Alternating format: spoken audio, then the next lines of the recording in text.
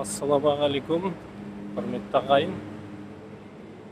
Бүгін 17 қаңтар 2023 жыл. Дубай қаласы. Күн ыстық. Елдер көлге түсіп жатыр. Рақат, гололед жоқ. Мұз жоқ, боран жоқ. Келіңдер, демалыңдар. Міне қандай рақат, кісілердің бәрі футболкамен жүр. Ауа райы шамамен плюс 27-28 шамамен сондай. Бірақ бүгін ыстық па деймін одан да.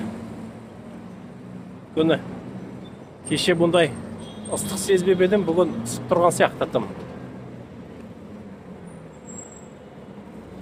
Міне шетелге келсең, өзіңді бір жақсы сезінесің. Әсіресе осындай әділ мемлекеттерге келгенде, таза әділ тұтанатын мемлекетке келгенде, сондай өзіңді сол мемлекеттің бір азаматы сияқты сезінесің. Осындай әділ мемлекет болса ғой деп армандайсың өзімізде елде. Бұл жер енді қарап отырсаң, енді неліктен дамып кетті? Өзін өзі ешқашан дамымайды ғой. Бір мұнайдың арқасында.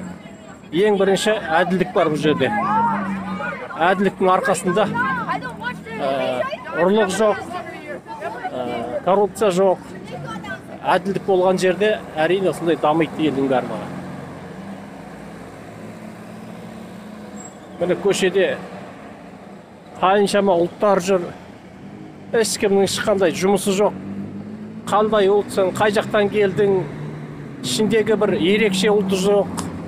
Барлығы бірдей. Арабтардың өздері де бізге бір жоғарыдан қарамайды, өзбектермен. Енді олар дегенмен бай адамдар ғой.